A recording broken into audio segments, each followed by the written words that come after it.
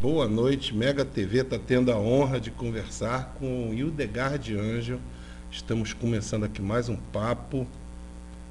Mega, deixa eu digitar aqui, Mega TV está ao vivo. Aqui estamos, o pessoal já está começando a aparecer ali, o cello. Estou tendo essa honra, né, de conversar aqui com o Hildegard de Ângelo. E olha lá, o pessoal já está entrando aí. Quem puder, por gentileza, coloque aí nas suas redes sociais, pelo Twitter, Facebook, que a Hilde está aqui. Me permita chamá-la de Hilde. Claro, você está na minha A casa. nossa Hilde, tá? Então, Hildegard de Ângelo vai bater esse papão conosco aqui, nessa nossa TV, que é interativa. O pessoal ali já está entrando ali. Quem é que chegou? Deixei outra mensagem para você. Tá aí. Zumalta! Parafati, lá de São Paulo. Ô, Parafati, eu li a primeira mensagem, depois eu li. E o Tchê chegando aí. Tchê de chapéu e tudo. Grande Tchê. Vamos avisando aí pro pessoal que a Hilde está aqui. Nós vamos bater um papo muito legal com ela, né? Com a experiência que ela tem, com a visão acumulada que ela traz para a gente, para que a gente possa pensar, né, com mais profundidade o que está se apresentando nesse futuro agora recente, está se aproximando aí com a vitória da Dilma. Zeca 13. Zeca 13. Olha que beleza. Magno Grilo. O pessoal todo está chegando aqui, ó. A Jéssica. Boa noite. Cachaça Neves. Todo mundo aí que interage, eles são os fãs da Hilde chegando para a gente bater um papo. É a sua audiência. É a galera que sabe que a Hilde está aqui. Hilde, deixa eu te fazer uma pergunta. Diga. Esse clima de ódio que imperou nessa campanha, isso foi novidade para você? Olha, em 64, eu tinha 14 anos. Eu acho que havia esse clima, assim, hostil, mas não era assim como é hoje. Eu acho que agora é muito mais. A imprensa potencializou, porque não começou agora. Isso começou lá no primeiro governo do Lula. Começou com o Mensalão, porque isso é uma conspiração, sabe, Alexandre? O Mensalão, o mentirão, já foi o início, a raiz dessa conspiração. E essa conspiração teria que ter sido cortada pela raiz à época do mentirão. Mas não foi. Não foi. Então, eu acho que os envolvidos, o PT, basicamente, ele se acovardou. Ele teria que ter tomado uma posição, mas ele enfiou a cabeça na areia como uma avestruz, com uma atitude de culpa, em vez de defender os seus companheiros, que eu acho que teria sido uma atitude até mais inteligente, mais adequada. E a consequência nós tivemos agora. Quase que o partido não elege a sua candidata. Como resultado de uma conspiração, de um crescendo conspiratório, que se estendeu ao longo de todos esses anos. Foram cortadas as grandes cabeças do PT, a começar pelo Zé Dirceu, que é um grande pensador político e articulador do PT. Eles decapitaram o PT. E sem provas, quando você vê um juiz togado dizer que vai condenar, mesmo sem provas, porque a literatura me permite, é o mesmo que você ver o Jarbas Passarinho dizer que vai assinar o AI-5, as favas com o escrúpulo. Eu faço um paralelo, porque é muito semelhante. As favas com o escrúpulo. eu vou condenar porque a literatura me permite. Então, na hora que um juiz do Supremo condena porque a literatura o permite, qualquer juiz de pequena comarca poderá condenar qualquer criminoso por clamor, por mera antipatia. Foi um precedente muito perigoso, não é? Porque não havia provas. E nós vimos todo aquele balé de togas, todo aquele balé espantoso, e que foi apresentado por uma mídia raivosa como exemplar e que, na verdade, era o anti-exemplo. Né? Então, nós criamos falsos mitos. Eu acho que hoje, essa divisão que se fala tanto do Brasil, hoje, essa exacerbação, hoje nós vemos pessoas bem educadas, bem formadas, de bom coração, mostrarem atitudes, exporem um interior malévolo que nós nunca podíamos esperar, porque elas foram instadas a isso, não é? Propondo até genocídio de uma região inteira do país, como nós temos visto nas mídias sociais, que dizimem o Nordeste. Isso só pode ser um trabalho muito bem feito, muito bem realizado, não é de uma eleição, de uma campanha, é de uma década, que foi minando pouco a pouco essas pessoas de boa vontade, que foram sendo contaminadas por uma conspiração. Isso é a minha opinião. A sua expressão acabou de virar aqui uma hashtag, balé de togas. O pessoal já, balé de togas, eu estou colocando até como uma hashtag, porque o pessoal curtiu, está aqui todo mundo. Olha o pessoal que já entrou aqui concordando muito. Ó. Muito bem, Hilde, penso como você. Suzana Meireles, né, o Gustavo Andrade, desde o julgamento do Mensalão, eu acredito na inocência do Zé Dirceu e Genuíno. E Azumalta, conspiração que vem crescendo ao longo dos anos. Grande Hilde, é isso mesmo. Cadê aqui quem botou mais ali? A Suzana Meireles dando boa noite. O Bebum Mineiro, balé de togas. Azumalta, balé de togas. A Luzete repetiu, imagem perfeita, balé de togas. E a Ana dando boa noite aí pra gente. Olivia Guete mandou bem, Azumalta, balé de togas, adorei sua participação ontem. Tá elogiando que ontem foi a Azumalta, né? Eu sei que foi muito bem. Teve uma grande repercussão e você teve uma audiência muito boa, né? Poxa, o pessoal que aceita bater papo é que faz com que o programa tenha essa substância. Eu vou virar sua espectadora. Poxa vida, gente, olha que beleza. Tati Lobata, P470 e o balé de togas. E o Gustavo Andrade. Condenação de Dirceu pode ter sido injusta. Quem mais ali? O jornalista... Proibido que não começou a bater na mídia nessa época, da mesma forma que agora também o ataque. Gente, eu tenho que fazer uma pergunta para a Hilde. Hilde, governo novo, essa disputa que foi, né, a campanha acirradíssima, ali quase que photoshop, né, aquela coisa do corridinha de cavalo, quase que tem uma fotografia para detectar. Mas foi uma luta desigual, porque de um lado se tinha a militância apoiando a Dilma pelas redes sociais, por um outro lado tinha toda uma grande imprensa, como você falou, vindo de tempos fazendo uma campanha. Fazendo uma caveira. Fazendo a caveira e a campanha lá da Marina, do Aécio e tal, não importava quem, eles queriam era derrotar quem estava representando as forças progressistas.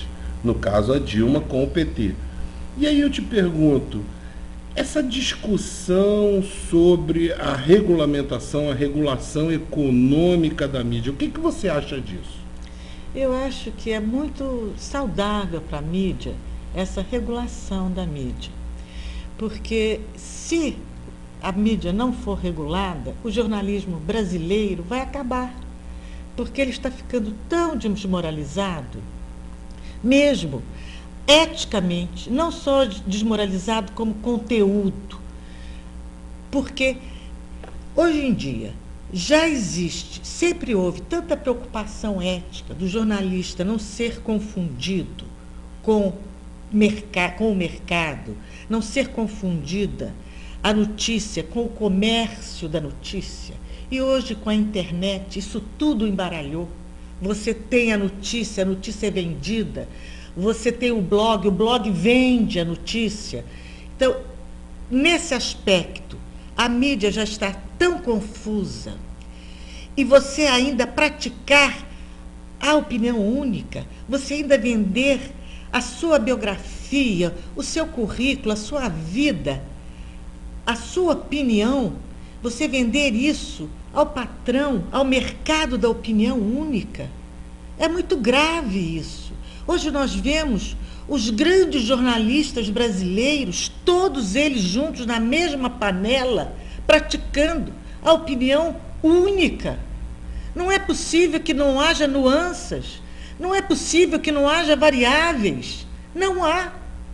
Você abre um grande jornal, todos pensam igual. Então isso é uma desmoralização.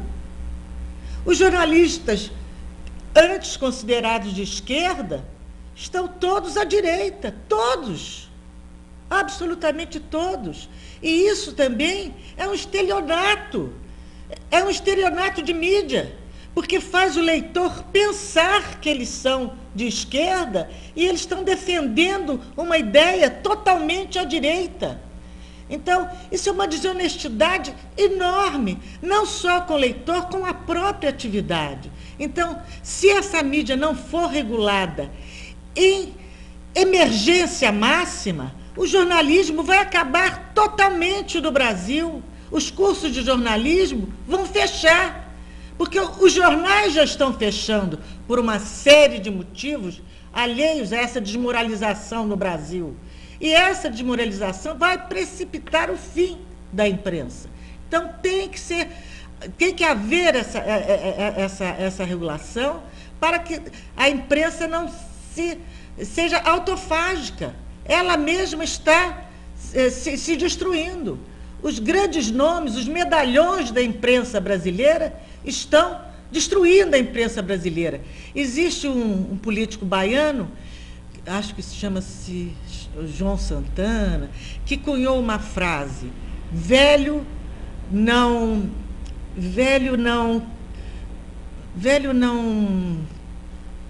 trai. Como é que é? Velho não trai, ele se vende. Velho não muda de opinião, ele se vende. É o que está acontecendo com o jornalismo brasileiro. Eles estão todos se vendendo. É uma vergonha, mas é isso. Gente, eu estou extremamente orgulhoso de estar podendo presenciar e ser protagonista, de ouvir aqui de viva voz. Não é uma angústia, mas é um relato sincero de um quadro que é alarmante. E aí eu te pergunto o seguinte, Hilde, governo novo, nós sabemos que os recursos da SECOM, da Secretaria de Comunicação, isso não depende do Congresso. É óbvio que tem uma série de fatores, de pressões políticas, mas hoje, inclusive, eu li uma reportagem no Diário do Centro do Mundo. E por falar em grandes blogs, olha aqui, ó, Miguel do Rosário, grande Hilde, mandando um beijão, um abraço. Muito obrigada, Miguel do Rosário do Cafezinho. Eu leio ele todo dia. Miguel, grande Miguel.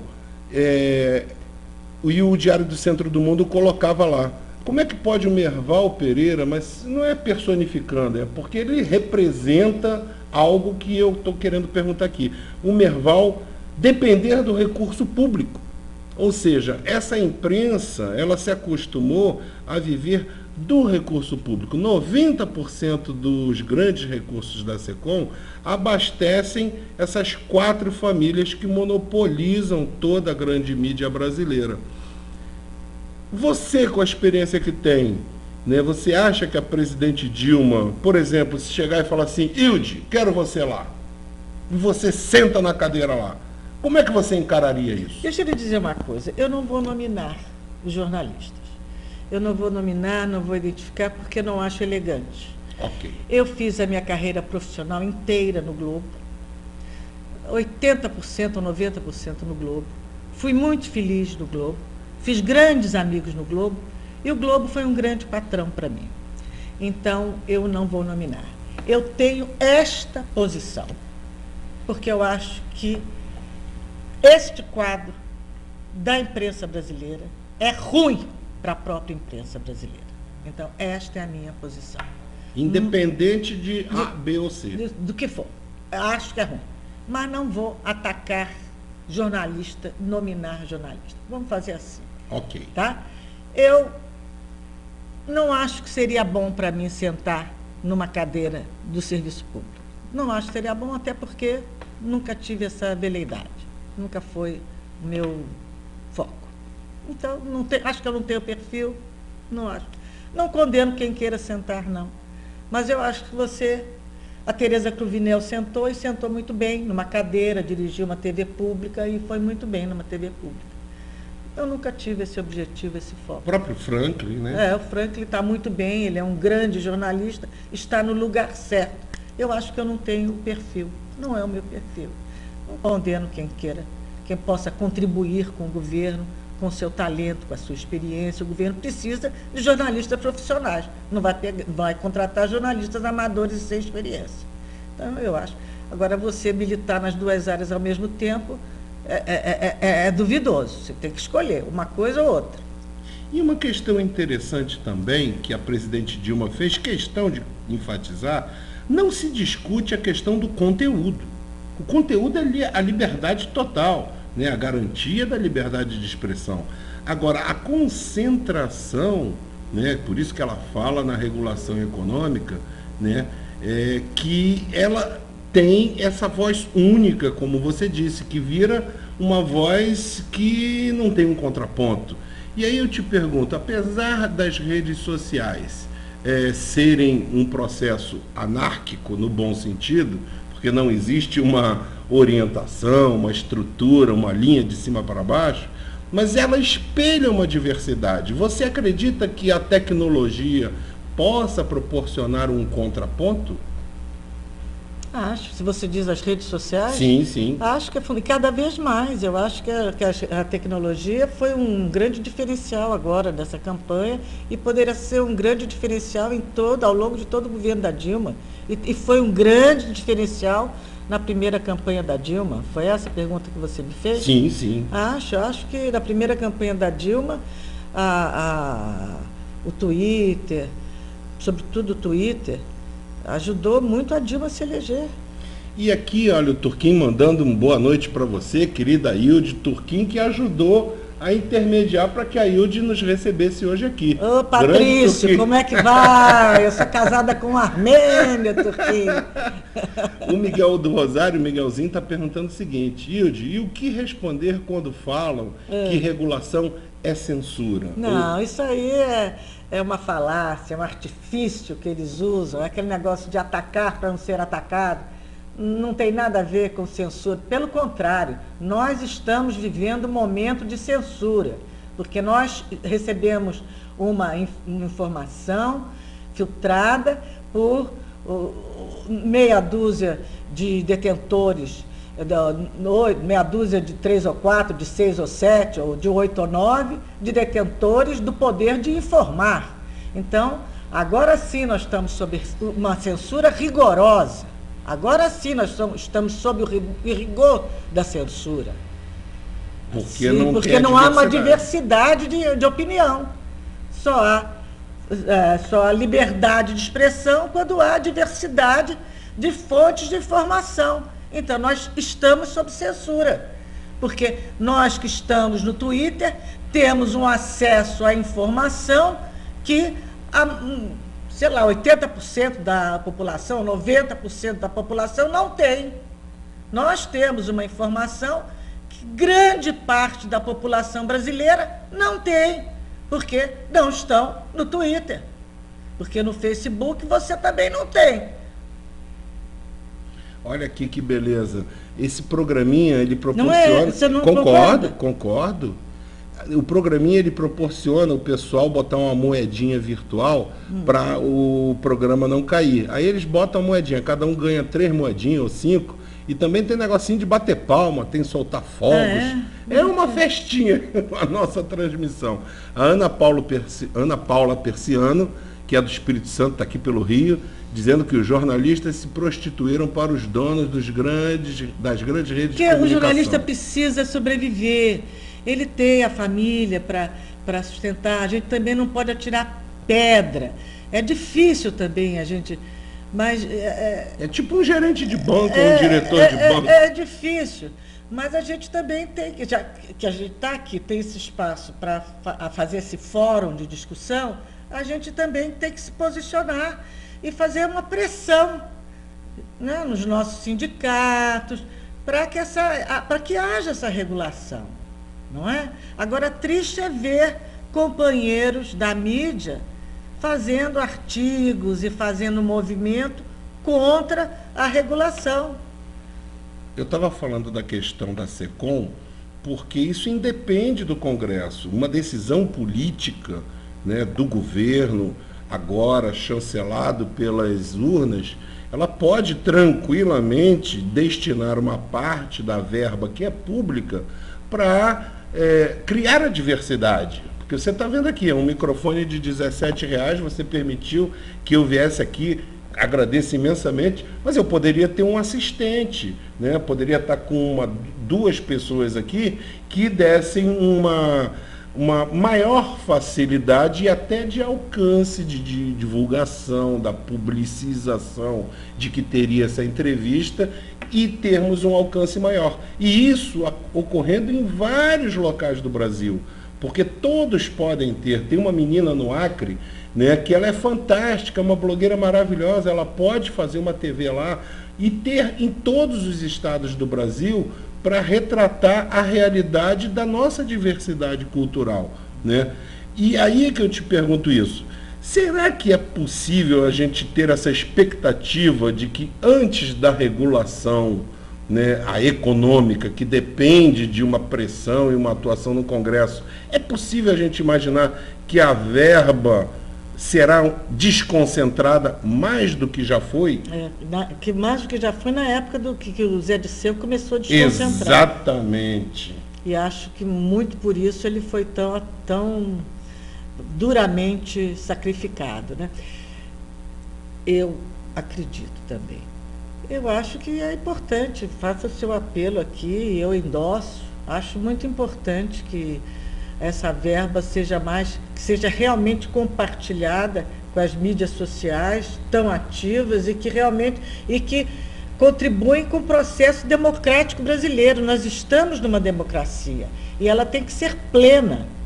E se ela tem que ser plena, o governo brasileiro tem que investir nesse compromisso. Olha só, o pessoal lá de Taubaté, José Carlos Santos, mandando um abraço. Quem mais que está aqui? O José Carlos Santos. O Jaime dizendo que queria 2 entrevistas da Dilma a blogueiros por mês.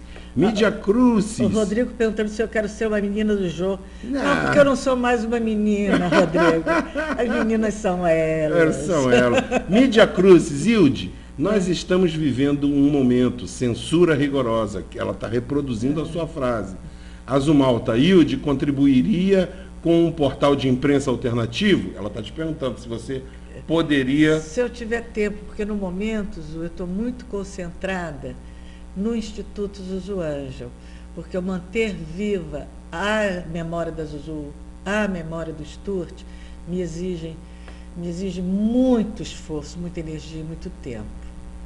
E eu ainda tenho meu blog e tenho a minha vida pessoal, familiar, então é um esforço muito grande. Eu estou com esse projeto bonito, que é a Casa Zuzu Ângel de Memória da Moda do Brasil. Eu estou doando a minha casa para isso. É um esforço enorme que eu tenho feito, cotidiano, para conseguir colocar esse projeto de pé. Gente, vamos prestigiar, por favor. Quando você tiver um cronograma de atividades, passa para a gente, que nós vamos ter o maior prazer em divulgar. E eu te pergunto uma outra questão. Ainda voltando sobre aquela coisa do clima de ódio que se instalou, né? A sua trajetória de vida, que foi muito doída por conta da questão do seu irmão, da sua mãe, que é de amplo conhecimento de todos que leem um pouquinho de história, tem que saber do que ocorreu. E quem nos assiste com certeza sabe, né?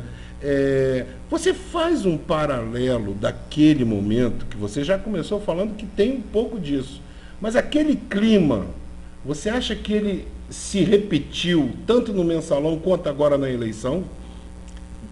Daquela época? Daquela época de pré-golpe 64? Olha, eu fico muito angustiada. Efetivamente, às vezes eu tenho medo de falar no telefone, eu tenho medo de me expressar com clareza nos e-mails, no Facebook. Eu acho que há uma intimidação. Quando fui votar no primeiro turno, eu me vesti inteira de vermelho. Só havia mais uma pessoa de vermelho na minha zona eleitoral. Eu senti as pessoas intimidadas. Agora, no segundo turno, eu fiquei feliz de ver que havia muitas pessoas de vermelho. Elas não foram de vermelho porque elas tiveram medo. Medo de serem atacadas, medo de sofrerem algum tipo de agressão, de chacota. Então, há um clima de intimidação e agressividade muito grande no Rio de Janeiro. E eu, que fui uma menina medrosa, eu estou ficando uma senhora valente. Que beleza! Para nossa felicidade. E em relação a isso, Ilde, você tocou numa questão interessante. Quando no início do governo Lula, o Zé Dirceu, nos bastidores, porque era a atuação dele, ele enfrentou alguns tabus. Um deles foi esse da verba, né? Ele começou, efetivamente, foi na secretaria, no ministério dele, que se começou a fazer essa desconcentração, né? E aí, quando estoura o escândalo, sintomaticamente, foram denunciados o líder e o presidente de cada partido que era sustentação do governo.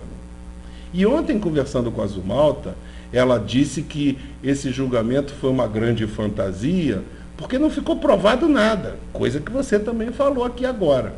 E nós estamos vendo que lá na Itália, o governo italiano já começou dizendo o seguinte: Pizzolatto está livre e o julgamento foi equivocado porque não competia à última corte julgá-lo, porque ele não tinha foro privilegiado, como o Zé também não tinha.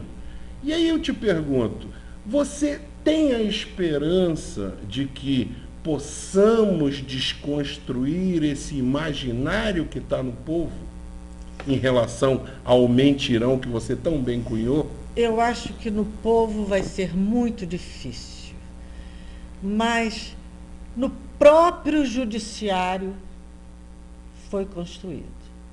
E eu acho que no judiciário é possível se desconstruir, porque o próprio judiciário se deixou influenciar outros níveis do judiciário no Brasil por essa publicidade. Os juízes na Itália não leem a mídia brasileira. Eles leram o processo. Eu acredito que a mídia brasileira não contou toda a história do motivo dessa decisão da corte italiana. A mídia brasileira deixou o foco apenas nas condições dos nossos presídios. Então, na verdade, a Itália nos prestou dois grandes favores. O primeiro é que ela abre uma fonte de luz, deixa passar um raio de luz, uma perspectiva de iluminar este processo, de que a gente, uma nesga de que realmente as coisas não foram totalmente às claras. E o segundo grande favor que a Itália nos está prestando é que nós observemos mais e nos envergonhemos da condição precária em que está jogada a nossa população carcerária. Porque se nós não tomarmos medidas eficazes, efetivas e imediatas, nós, em muito breve, teremos uma sublevação e nós seremos vítimas de efeitos horrendos do que está acontecendo, dessa panela de pressão, de horrores, de fatos terríveis que acontecem nas penitenciárias, que são dentro das nossas cidades. Então, o governo tem que abrir, o nosso ministro da Justiça tem que estar atento a isso. Não pode olhar para o outro lado. As nossas instituições têm que tomar medidas imediatas. Se em nossos presídios fezes escorrem pelas paredes, nós não podemos ignorar isso como se nós fôssemos uma população de esquizofrênicos. Nós temos que tomar medidas imediatas. A população civil, inclusive, sabe se organizar quando ela quer. Nós temos que tomar. Nós não podemos olhar para os presidiários como se eles fossem pessoas, como se eles fossem animais que não merecem o mínimo de atenção. São pessoas, são brasileiros, são seres humanos que merecem dignidade. Então, é assim que eles têm que ser vistos. Hilde, deixa eu te perguntar um outro assunto que está aí na ordem do dia. A gente já falou sobre a questão da comunicação, da regulação econômica, que é a questão da reforma política. Está lá no Congresso há mais de 20 anos, N propostas, né? Como é que você encara essa questão da reforma política? Você acha que a participação popular é fundamental, não é? Deve ficar restrita só ao Congresso? Como é que você encara essa questão da reforma política? Olha, o Congresso já deixou bem claro que ele não tem vontade política de fazer a reforma política. Então, tem que se encontrar caminhos para que ela aconteça. A presidenta Dilma propôs o plebiscito. O Congresso já criou um obstáculo, né? Então, vamos tentar todos os caminhos. Eu acho que vamos continuar nos empenhando nesse sentido de que haja uma reforma política. Eu não sou o presidente da República, mas eu apoiarei ela, nós apoiaremos, né? Com certeza apoiaremos. Hilde, deixa eu te perguntar uma outra questão. Essa diferença que você percebeu do primeiro para o segundo turno, quando você foi votar no primeiro turno, e você estava toda de vermelho e só viu mais uma pessoa e sentiu um ambiente nada amistoso. E no segundo turno você já percebeu uma mudança? O que você acha que ocorreu entre um momento e outro? Eu acho que, de certa forma, este acirramento do ódio mobilizou uma militância. A toda ação corresponde uma reação. Então, esse acirramento do ódio não foi bom para o candidato da oposição. Eu acho que o Aécio teria ganho muito mais se tivesse realmente usado as suas credenciais, as credenciais democráticas da família Neves, do Tancredo, que é tão bonito, aquela história de Minas Gerais. Minas envolve tanta beleza histórica que eu acho que toda aquela campanha que vinha, na verdade, todo esse auxílio que veio em socorro da campanha dele não foi um auxílio. foi prejudicial. Foi prejudicial.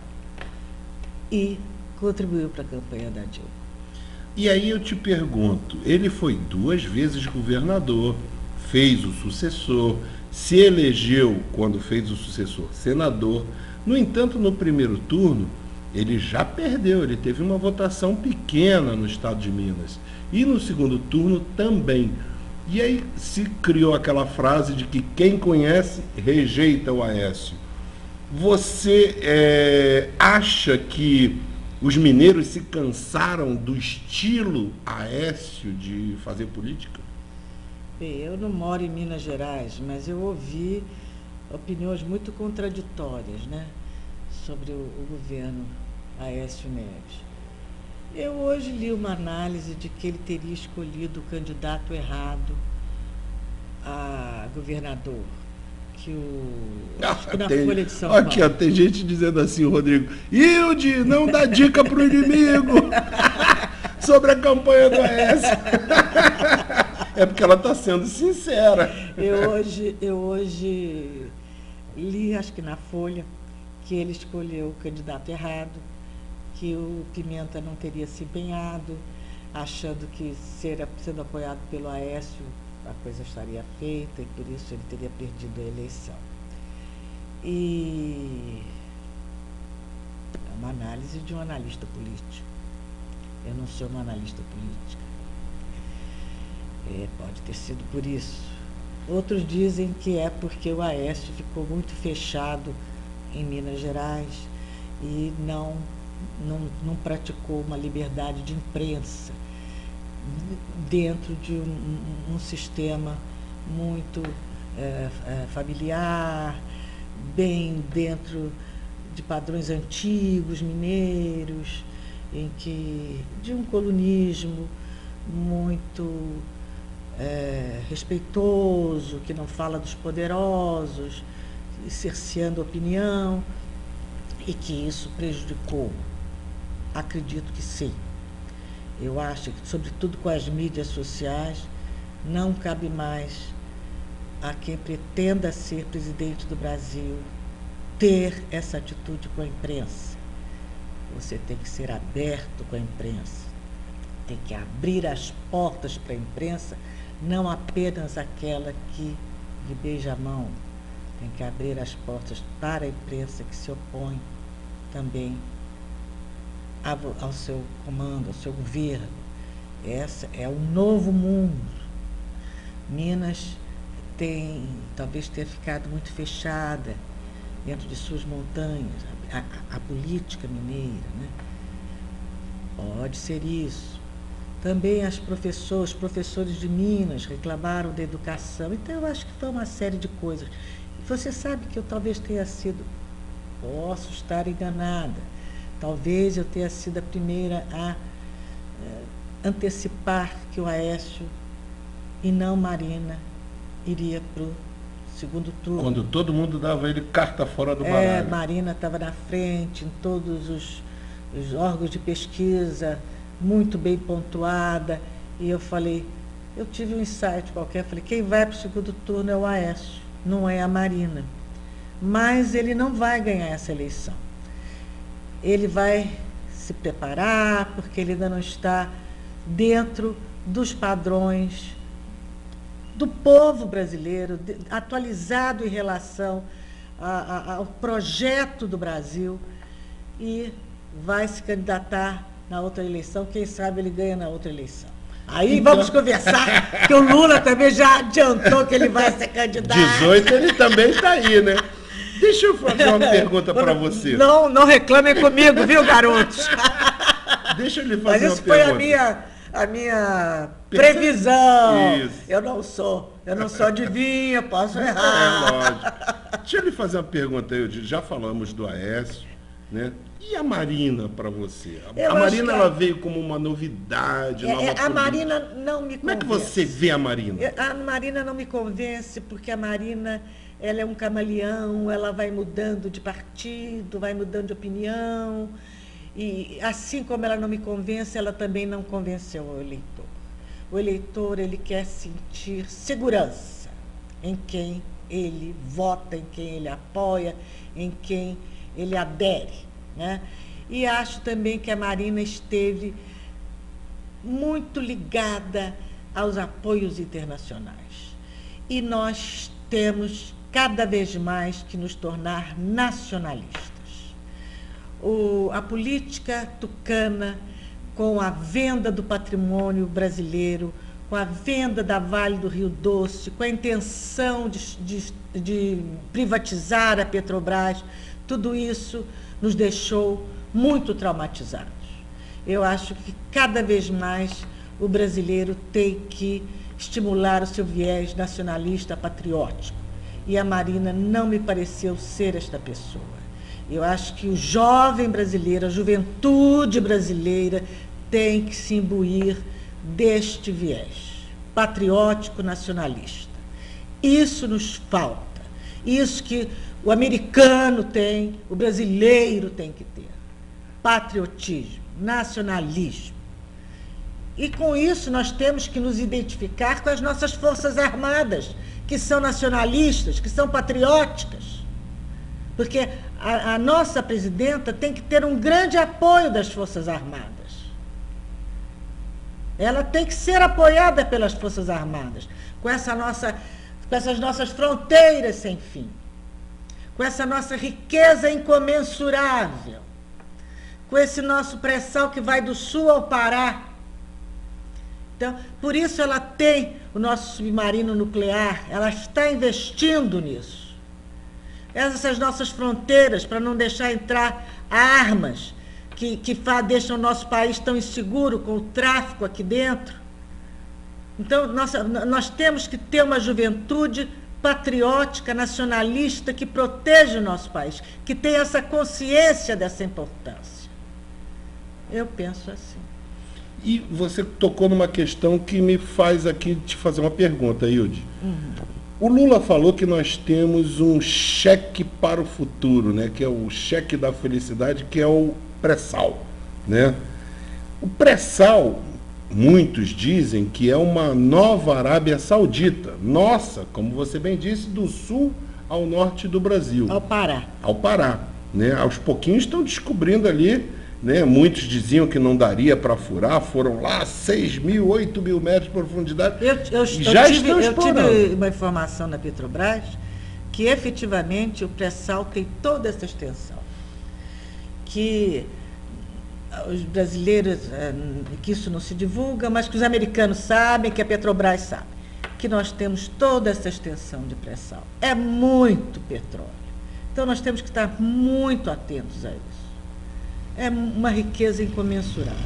Isso realmente acirra interesses externos? Acredito que sim, né? No mundo inteiro acirra, por que não aqui?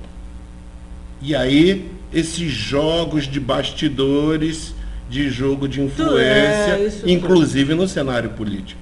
Inclusive no cenário. Essa sucessão agora era muito importante. Era muito importante. Esse aspecto estava em jogo também. Estava em jogo, eu acredito que sim. Acredito que sim. Então é muito importante um país unido, é muito importante que a nossa presidenta tenha habilidade política, consiga fazer um congresso que a apoie. É muito importante, quando eu falei de Forças Armadas, você sabe que eu perdi a minha mãe, meu irmão, minha cunhada, mortos por agentes do governo na ditadura militar, mas isso não me faz inimiga das Forças Armadas, me faz sim uma cobradora daquele momento brasileiro que esteve sob o comando de uma ditadura militar, e acho que aquelas pessoas devem ser responsabilizadas, porque aquilo foi uma ação de Estado, não foi uma ação de indivíduos, e acho que isso tudo será visto pouco a pouco, porque não acho que o Brasil mereça ser o único país que baixa a cabeça perante isso. Tiradentes morreu e só 200 anos depois foi considerado herói, ou um mártir, que até então ele era considerado um traidor. E não é justo que o nosso país, com a velocidade da informação e do mundo, repita lá o século XVIII. Não é verdade? É verdade. Aqui a gente não tem combinação nenhuma, o bate-papo é bate-papo, e você falou muito bem, e eu concordo, com essa questão das Forças Armadas, né? E aí eu lhe pergunto o seguinte, esse sentimento nacionalista, você acha que, e colocando também o aspecto dessa discussão da riqueza brasileira que estava em disputa nesse processo eleitoral, é que fez com que setores que eram arredios no campo político à esquerda, como o PSOL, fizessem uma opção clara de apoiar a Dilma no segundo turno? Você acha que isso foi uma prova de maturidade? Acho que foi uma prova de maturidade do PSOL, e por isso eu cobro daqueles jornalistas de esquerda que estão apoiando este golpe. Não pode. Mostra uma prova de conveniência muito grande. Muito grande. Eles devem rever. Você sabe que o golpe de 64 foi apoiado por tantos intelectuais importantes da esquerda. Eu li a lista outro dia, eu fiquei tão impressionada. Eu não vou nominar, não vou citar aqui, porque isso seria até dedurismo. E está disponível? Mas eu não vou fazer isso. Eu acho que as pessoas que façam suas pesquisas.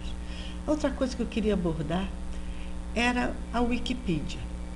Hoje, os nossos jornalistas não fazem mais pesquisa. Eles vão na Wikipedia.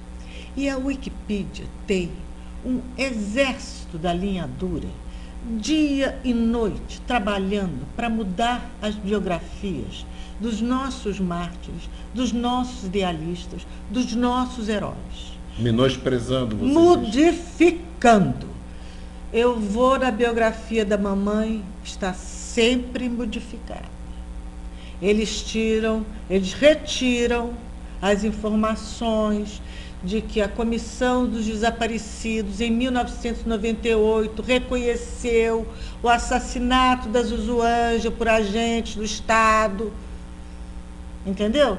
Eles retiram, eles modificam a versão, dão uma versão nova ao fato de que a Comissão Nacional da Verdade reconheceu em foto o coronel Frei Perdigão como arquiteto da tocaia em que a Zuzu Ângela foi assassinada. Eles mudam. E como os nossos jornalistas não fazem pesquisa mais, porque é tudo Wikipedia, é tudo Google, nós temos a geração Google da imprensa, o que fica valendo é a Wikipedia do dia.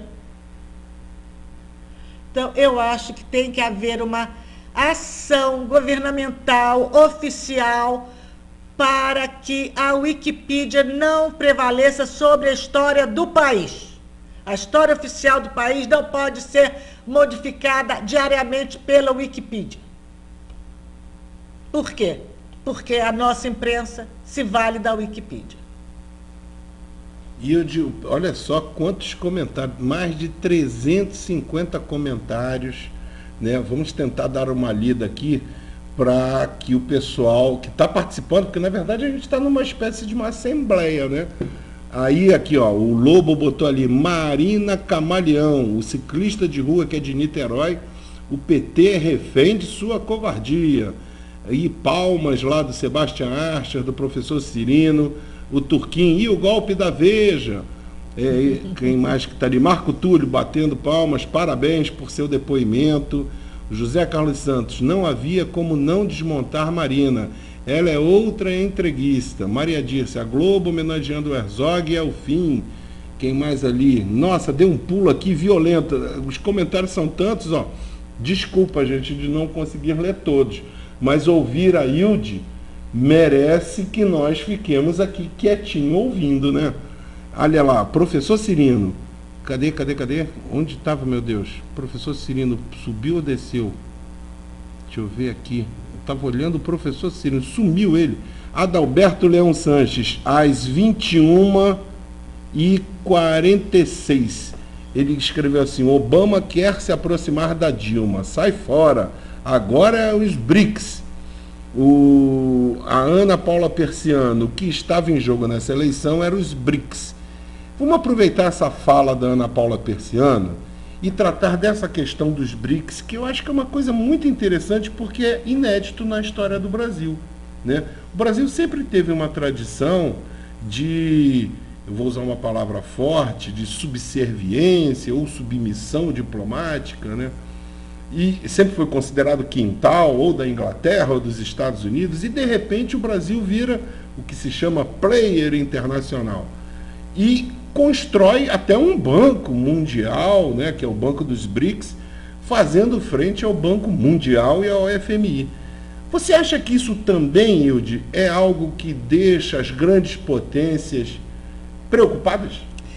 Acho que sim, porque eu li outro dia um artigo muito interessante, porque a Europa está naquela situação difícil, os Estados Unidos também não está numa situação agradável. O Brasil é um grande mercado, então é claro que eles querem pressionar para que nós façamos o acordo do livre mercado. Então eles trazem as suas quinquilharias para cá e nós vamos abrir os braços para isso e consumir as suas quinquilharias sem os impostos, né, que entrarão aqui. E isso tudo vai significar a morte, a quebra das nossas indústrias, o desemprego em massa, e os fúteis, os burgueses, vão ficar felizes da vida, porque vão comprar, em vez de ir para Miami comprar, Miami virá a eles. Não é isso? E eles vão comprar tudo maravilhoso, que é tudo de melhor qualidade, é tudo mais bonito, as grifes, as marcas virão todas. E assim vocês viram os países que aceitaram essa proposta do livre mercado. Vocês viram o México, como ficou, e os outros países da América do Sul também, como sofreram com isso. Então, a nós não interessa essa política do livre mercado. O que nos interessa? Segundo esse artigo que eu li e que me impressionou e que realmente me convenceu, nos interessa aprofundar, estreitar as nossas relações na América do Sul, fazer um bloco forte aqui e nos aproximarmos da China. A China está numa situação de falência ambiental. O meio ambiente da China, o ar é irrespirável, os campos agrícolas estão todos poluídos, o mar da China não serve mais para pesca, o chumbo, 90% do mar da China não serve mais para pesca, para consumo. Então, eles estão freando o seu desenvolvimento, porque eles se desenvolveram, aquela coisa fabulosa da China com velocidade, foi a morte da China. Está significando a morte da China. A China não tem água para consumir, porque a água está poluída. Não tem peixe, não tem as espécies marinhas para consumir, porque elas estão envenenadas. Não tem a agricultura, porque a agricultura, a terra está envenenada. O ar está envenenado. Então, ela precisa... E ela tem também, ela tem aquelas quinquilharias da China também. Então, mas ela precisa do minério. Nós temos o minério. Então, nós temos que fazer um acordo comercial com a China que nos seja conveniente, e essa é a maneira que nós temos para sermos fortes, sem depender da Europa e dos Estados Unidos, que não tem nada a nos oferecer. Essa é a minha teoria. Eu concordo, bonita. Deixa eu lhe fazer uma outra pergunta, Hilde. E eu não sou economista. O sentimento de vira-latismo, que muita gente atribui como uma estratégia política para baixar nossa autoestima, a gente verifica, por exemplo, que teve na época da Copa do Mundo, né, o professor Miguel Nicoleles, um cientista brilhantíssimo, que coordena um projeto maravilhoso, que é aquele do exoesqueleto, que a pessoa que é paraplégica veste aquele esqueleto, exoesqueleto, e através das ondas cerebrais consegue se movimentar. Algo inédito. E como ele, tem outros brilhantes cientistas brasileiros, né?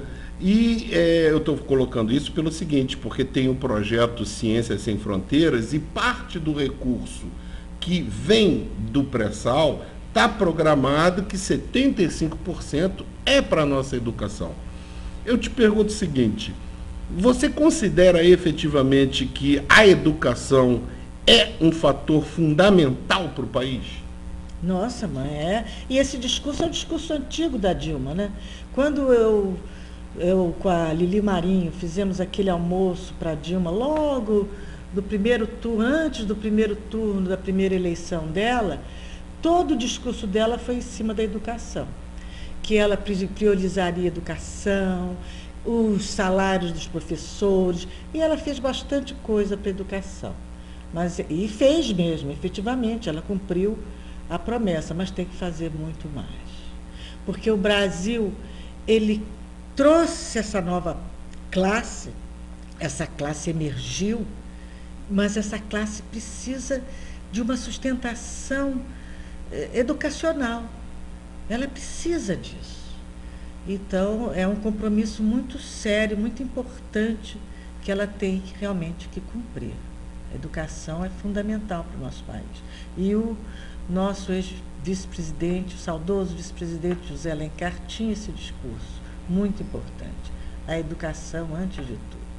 Eu acho que vai ser a base da nossa nação, a educação.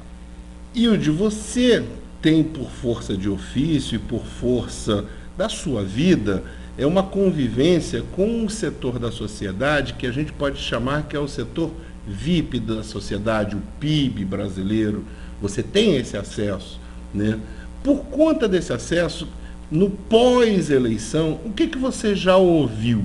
Ou seja, vai continuar a guerra que estava sendo sinalizada antes, ou o PIB brasileiro que você consegue prospectar vai sentar para conversar? Não, as pessoas são muito civilizadas e inteligentes.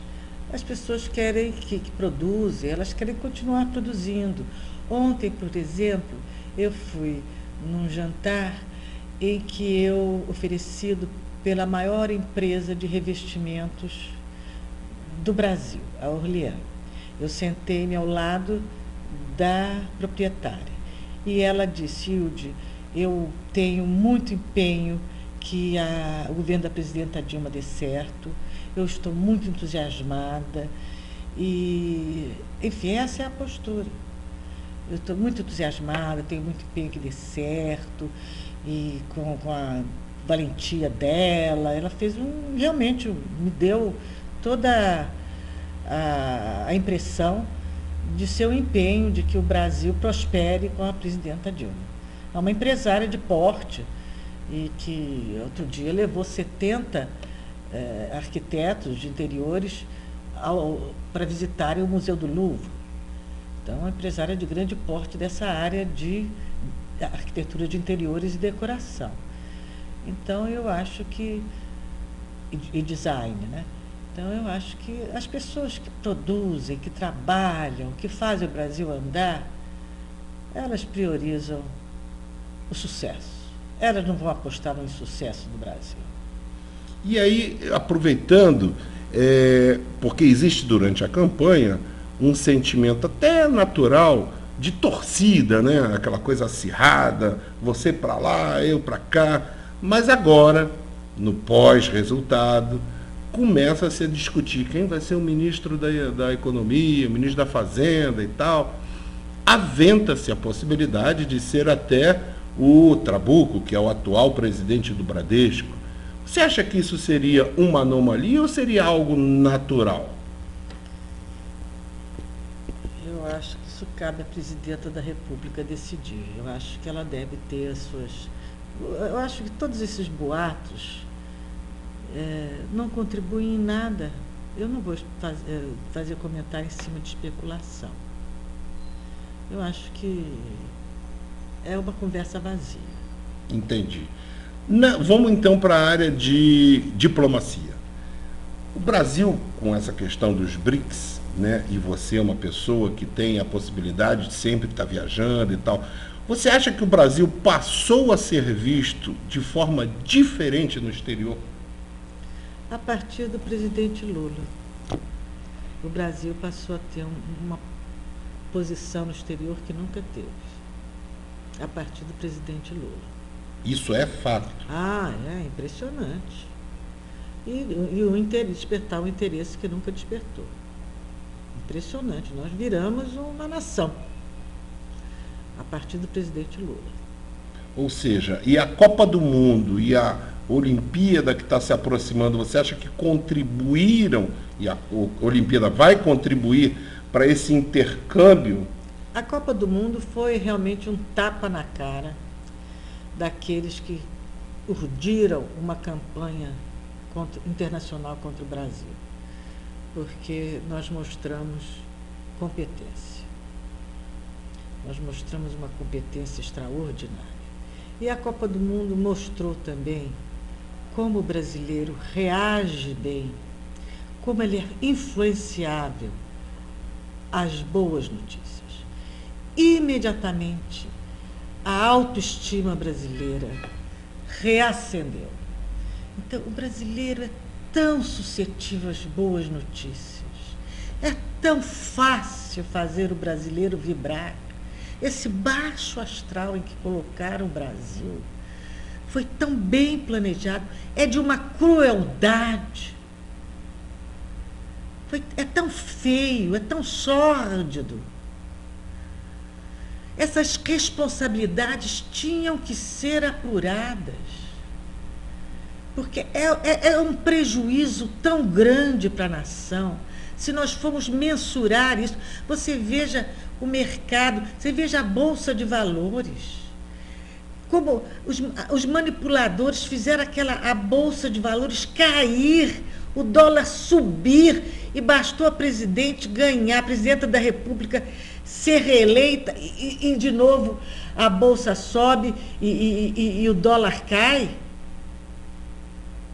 Né? O dólar tinha subido, a Bolsa tinha caído. Aí, um dia depois, o movimento se inverte. Você veja que é pura manipulação do mercado. Isso tinha que, essas responsabilidades têm que ser apuradas. Isso é crime em qualquer lugar do mundo.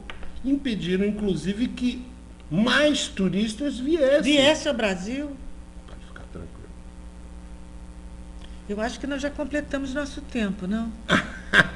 Eu estou cansada. Gente, olha só, eu acho que nós já conseguimos aqui da Ilde uma entrevista maravilhosa, né? Estamos completando aqui um tempo, até porque nós estamos ao vivo, tá? Aqui vocês sabem que não tem nada gravado, né? Ilde, vida longa e muita saúde para você, o Luiz Lira, o Ciro Adams, e a política do quanto pior, melhor. A Barreto Nessa, lá de Santa Catarina, na Copa cometeram um crime de lesa pátria. É isso mesmo. Né? Quem mais que está mandando palmas ali? Cadê ali? Essa é minha esposa, Marta Teixeira. Ô, Marta, você é tão bonita, estava vendo sua foto elogiando. E a netinha minha também. Netinha, Mídia Cruzes aqui, ó. Não precisa apurar. A responsável, cadê? Cadê onde está a Mídia Cruz? Meu Deus, é porque está pulando aqui. Abafa o caso. Já passou. Quem mais ali? Olha, Verinha é a nossa decana, é lá de Teresópolis. Verinha é bisavó, mas eu chamo de Verinha. Por carinho, né? Grande Verinha. Jacinto Cardoso, lá de Pernambuco. Anjo Azul, a câmera mostrou a cara antipopular votando contra decreto. Valeu, Ilde. Ilde, eu vou mandar a gravação para você, vou mandar essa gravação para você, o Tchê soltando fogos, isso aqui fala, sair fogos, ó. Muito legal, né? Ana Paula Persiano também, a Gringa Brasília, que está lá em Londres. Eu gosto muito da Gringa. Gringa, adoro suas interferências, seus posts. Olha lá, ela dizendo ali, cadê? Uma honra ter presenciado. Grande abraço, a Gringa. Você também. E todo mundo soltando fogos e na tela. Eu sigo quase todos eles. O pessoal bacana, né? Gente, eu estou muito orgulhoso de ter batido esse papo aqui com a Ilde, dela ter nos brindado, né, com a sabedoria, com a opinião dela, que é aquilo que ela coloca ali, né? Ela pode não ter a nossa opinião, né? Mas que ela tem opinião, ela tem. Tá lá no seu Twitter, né? E tem. E parabéns, Hilde. Parabéns a você, Alexandre, Obrigado. por essa iniciativa. Você está abrindo caminho para muita gente com essa sua ideia bacana. Tal da Mega TV, estamos aqui a Mega TV, Alex TV. Olha Alex aqui que beleza, TV. olha lá. A gringa, ó. Morri, a Hilde falou meu nome. Mas nós estamos ao vivo, aí a gente vai passando ali na timeline, mas a gente lê, ó, o Bancaleiro, tem que falar o nome do Bancaleiro também. Ó, Bancaleiro! Lá do interior de São Paulo. De São Paulo, que lugar, Bancaleiro? Ele é de... Como é que é o nome? Peraí que eu tenho que me lembrar o nome das cidades dele, que eu já estive lá. Não é Pirassununga, não. Piracicaba também Piracicaba? não. Não é não, né? Ô, Bancaleiro, escreve o nome da tua cidade aí que eu esqueci, perdoe. É algo parecido assim. Ciclista de rua, Fernando Araújo. Todo mundo soltando fogos ali. Urbano. A Mídia Cruz de novo. Grande Mídia Cruz, é uma guerreira. Eu já tentei bater um papo com a Mídia Cruz, Cirlei Lima. Bater um papo com a Mídia Cruz, mas Votorantim, tá aqui. Ele é de Votorantim. Ana Paula Persiano que lembrou. Ciro Adams. Olha que beleza. Essa aqui é minha irmã, tá lá em Macaé. Você gostou, Maristela? Legal. Olha que beleza.